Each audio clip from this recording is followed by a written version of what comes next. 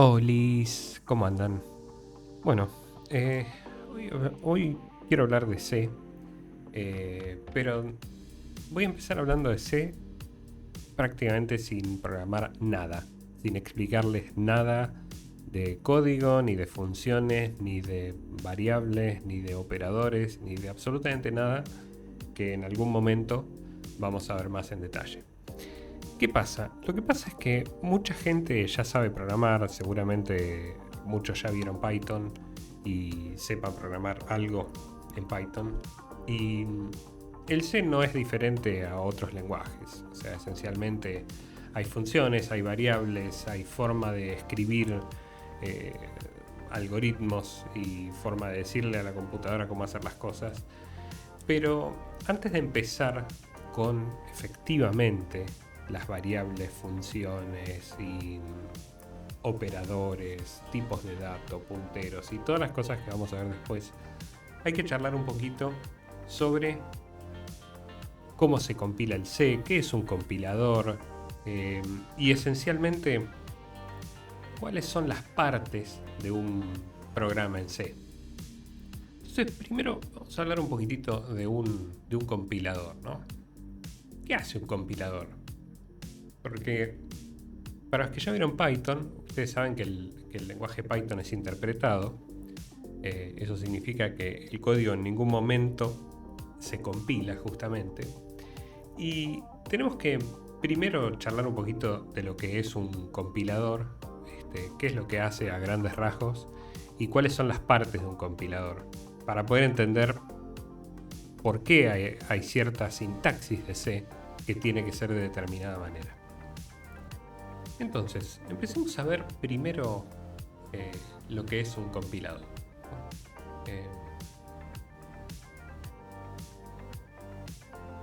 Un compilador justamente lo que hace es agrupar diferentes cosas, es decir, que están en algún tipo de lenguaje. ¿Sí? Esto está escrito en algún tipo de lenguaje. Y por ahora lo podemos visualizar como si fuera una suerte de embudo, así, que termina en una sola cosa.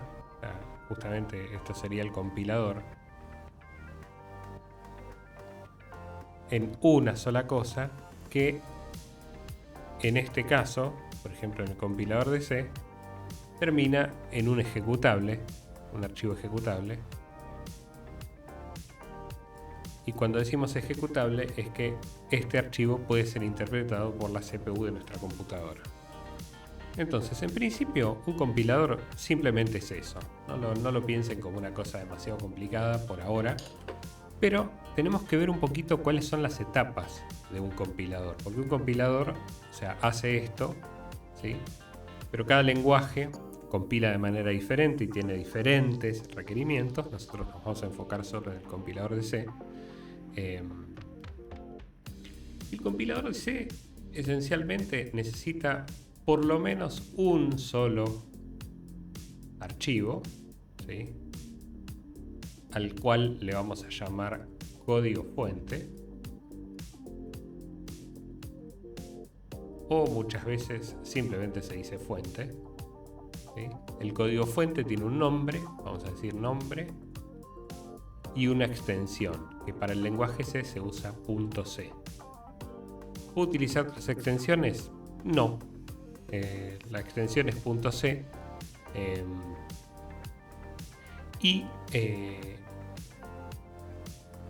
Este archivo es un archivo de texto, ¿sí?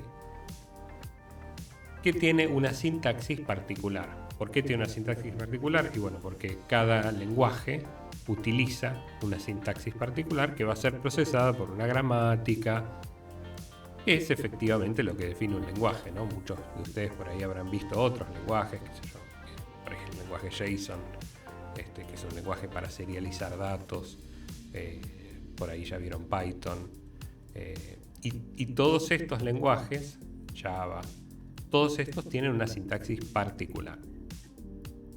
Entonces, como les decía, es obligatorio tener un solo archivo, y este archivo en C tiene una sola función, que es la única función obligatoria que hay que crear en C, que es una función que se llama main. ¿Sí? Esta es la única función. Este sería como el programa mínimo en C.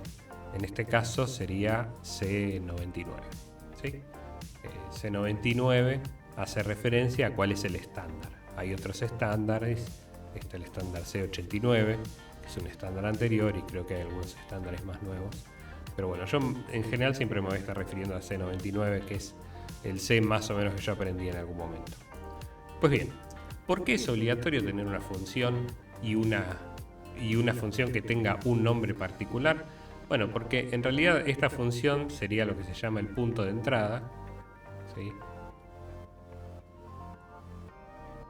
Que es la función que se va a llamar por primera vez cuando se ejecuta el código. Recuerden, esto va a pasar por el compilador, ¿sí?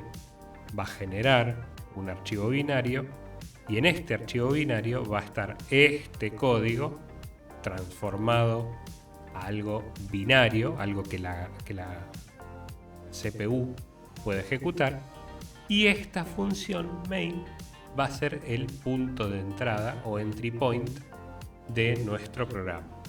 Por eso es obligatoria. Siempre en cualquier programa en C va a haber una función main que va a ser lo primero que se va a ejecutar.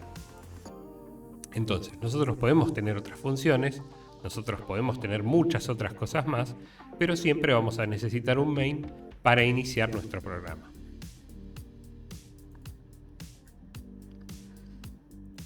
Bien, entonces, ¿cuáles son esas partes de un compilador, no? Porque yo tengo mi código acá, mi código fuente, vamos a decir código.c,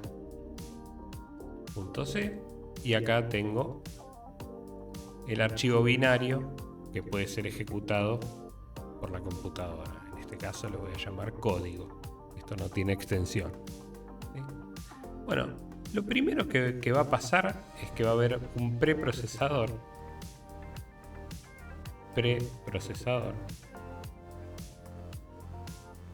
Que lo que va a hacer tomar mi código, ¿sí? Y va a hacer algunos cambios al código de acuerdo a lo que yo haya escrito, ¿sí? Muchas veces hace hasta inclusive cierto tipo de optimizaciones para que el código sea más corto, porque nosotros acá, por ejemplo, escribimos el código para que lo pueda leer una persona. Ponemos espacios, ponemos enters. Bueno, muchas de esas cosas no son necesarias para el código, entonces achica mucho más el código y hace algunos reemplazos. El preprocesador, que ya vamos a ver cuáles son. Luego de que lo toma el preprocesador, este preprocesador muchas veces, si nosotros incluimos muchas cosas, también va a terminar con un archivo más grande. Porque, por ejemplo, si nosotros usáramos alguna biblioteca, ¿sí? Por ejemplo, nosotros queremos usar una biblioteca para leer MP3. Bueno, nosotros la vamos a incluir acá, pero al momento de preprocesarla, esta biblioteca, que vamos a decir, supongamos que es esta, ¿no? Que está en verde. Bueno, no está en verde, ahora está en verde. Esta biblioteca, al incluirla, el preprocesador la va a poner como parte de nuestro código, porque, o sea, necesita estar adentro del código si nosotros la vamos a usar. Entonces esto es como una especie de código intermedio, vamos a decir código intermedio .c. Ustedes cuando compilan, muchas veces, si tienen problemas de compilación, podrían potencialmente frenar el compilador acá y ver qué es lo que está pasando. Esto se hace mucho justamente cuando uno quiere debuguear el compilador. Una vez que este archivo intermedio está creado, bueno, después viene el proceso de compilación, que justamente que pasa todo esto a un binario. Y muchas veces, si nosotros incluimos código de otras bibliotecas, también tiene que traer estas bibliotecas binarias que ya están en el sistema operativo Y finalmente lo que va a pasar luego es lo que se llama el proceso de link edición, que es el proceso donde varios de estos binarios que nosotros fuimos incluyendo, digamos, no solamente el que acabamos de compilar, sino otros que puedan estar en el disco rígido y nosotros los estemos incluyendo, tengan que terminar en un solo código para poder ser ejecutado, ¿sí? Esto lo estoy haciendo como una simplificación porque, digamos, también existe la posibilidad de que este código pueda llamar a otros que estén en el disco rígido, ¿sí? Dependiendo de cómo nosotros estamos compilando las bibliotecas, si son linkeos estáticos o dinámicos, pero bueno, son cosas que no vienen al caso. Lo importante acá es que ustedes tengan en cuenta que primero existe un código, el código se preprocesa, ese código preprocesado hace un código más grande, después se hace una link edición cuando se compilan estas cosas y eso genera un código final que es el código que nosotros efectivamente vamos a poder ejecutar. Entonces, si ustedes vieran la anatomía de un programa en C, ¿cómo sería la anatomía de un programa en C? Supongamos, yo voy a escribir acá un programa muy chiquitito en C que, por ejemplo, tiene acá un include stdio.h, ¿sí? Acá tiene una cosa que dice define py 3.14159, ¿sí? Aquí tenemos int main. Vamos a ponerle otra función, por ejemplo int suma, int a, int b, y acá hacemos return de a más b, y acá tenemos int main y hacemos suma de 3,2 y return 0. Bien, vamos a hacer un poquitito de verificación y vamos a ver qué es lo que estamos viendo acá. En principio tenemos unas líneas raras que empiezan con un numeral. Las líneas las habrán visto varias veces en los programas en C. Estas líneas no son parte del lenguaje C, son parte de la sintaxis de C, pero el compilador que va a compilar el código intermedio a estos binarios no está viendo esto. En realidad, las líneas que comienzan con un numeral son direcciones para el preprocesador. ¿Qué significa que son direcciones para el preprocesador?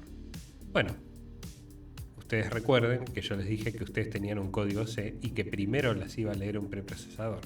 Este preprocesador lo que hace es que nosotros tenemos ciertas palabras clave, por ejemplo include o define, que lo que va a hacer es que cuando nosotros digamos include, efectivamente lo que va a hacer acá va a ser leer este archivo y lo va a pegar en lugar de esta línea.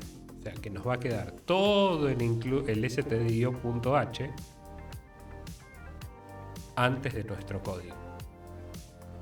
Cuando nosotros digamos define py, lo que va a pasar es que cada vez que encuentre pi dentro del código, supongamos que yo acá, además de esto, ponía más pi, lo que va a pasar es que en realidad esto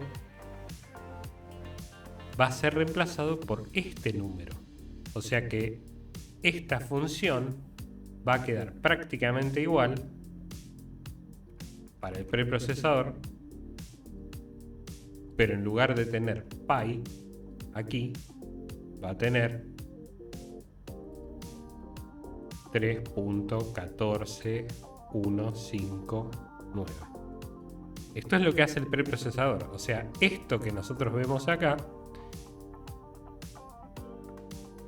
lo cambió el preprocesador de la misma manera que incluyó este archivo completo en esta línea. En lugar de poner esta línea, va a poner todo este archivo.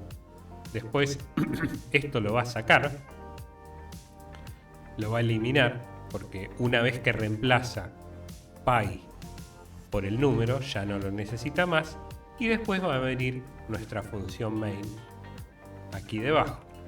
Entonces este va a ser nuestro código preprocesado.